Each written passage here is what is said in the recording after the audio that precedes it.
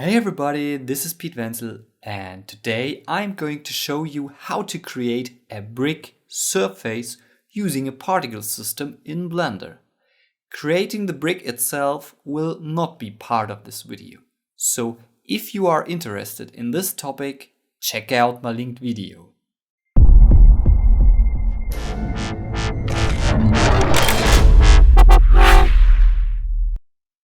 After removing the objects from the startup file, we need to import our recently created brick into this new blend file. We do this with File, Append, choose Object, and then select the object we would like to import. In our case, it is the brick underline 2x2. Move it to another collection via M, New Collection, and give it a nice name. We will call it Bricks. Then go to the object context and check if the brick is assigned to the new collection. Otherwise, add it to one. Rename the first collection where we want to create our brick surface. It's now seen. Then add a plane via Shift-A, Mesh, Plane. Scale it up a little bit because it will be our ground plate to stick all our bricks at.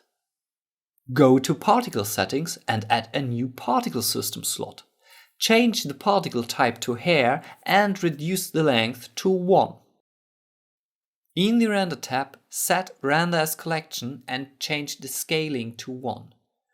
Using 1 as both hair length and scaling factor means that all particle-generated objects will have the exact size like their sources. And disable Show Emitter in rendering, otherwise we would always see the ground plane. Now select the collection which our brick 2x2 belongs to. Several bricks will appear, but they will all be rotated by 90 degrees. To fix this we have two opportunities. First, we can enable the object rotation. It is just above the scaling. And then select the parent object and rotate it 90 degrees around y-axis. Or second, we can enable the advanced particle options. This will show us more settings to adjust. We will enable the rotation and expand it as well. If we set orientation axis to none, all emitted bricks will be oriented like our parent. I prefer the second one and I will continue with this solution. Next, we have to create more bricks and put them pretty close to each other. I would like to have around about 100 by 100 bricks, which means about 10,000 in total. To create this grid, we will subdivide our plane to the desired landscape size, because later we will emit one brick per vertex. Make sure your modifier is on top and it is set to simple subdivision. Then increase the amount of viewport subdivisions and have a look at the current amount vertices at the bottom. In my case, using 6 subdivisions, I will get 4,225 vertices, which is way too low. But with 7 subdivisions, I will get over 16,000, which is way too high. To solve this problem and to match my goal better, I will do a double loop cut on both sides of the plane. Press Ctrl R in edit mode and use the mouse wheel to adjust the loop cut number. Then set the amount of subdivisions to 5. This will result in 9,400 vertices. And that's okay. To finish this step, apply the subdivision surface modifier.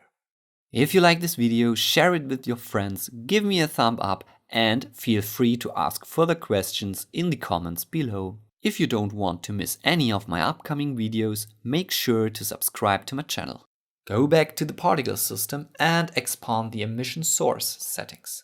Change Emit From to Vertices and disable Random Order. Now each vertice will emit one particle, which looks a little bit more grid-based, but we currently still have 2 less bricks.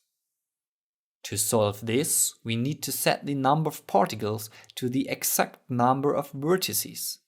After changing the particle number to this value, we will get a bricky surface. But there is still one issue to fix. Depending on the scaling of your plane, you have gaps between the bricks or they will overlap. If they are perfectly next to each other, you might consider gambling as a job alternative.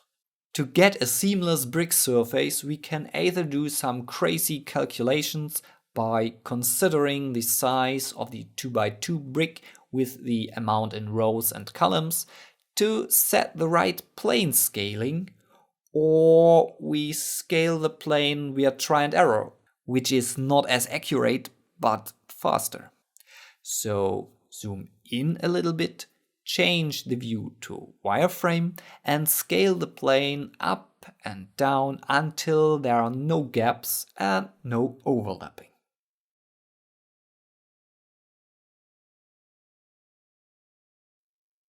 If you're done, zoom out, set the viewport to solid and enjoy your landscape.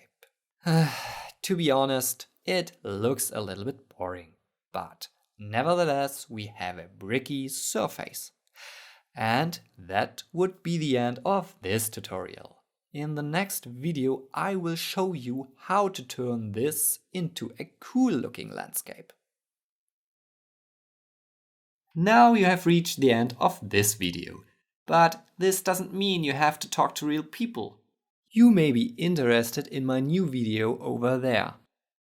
Or you could watch this recommended video. And as a last opportunity, there are many more videos for you at my channel.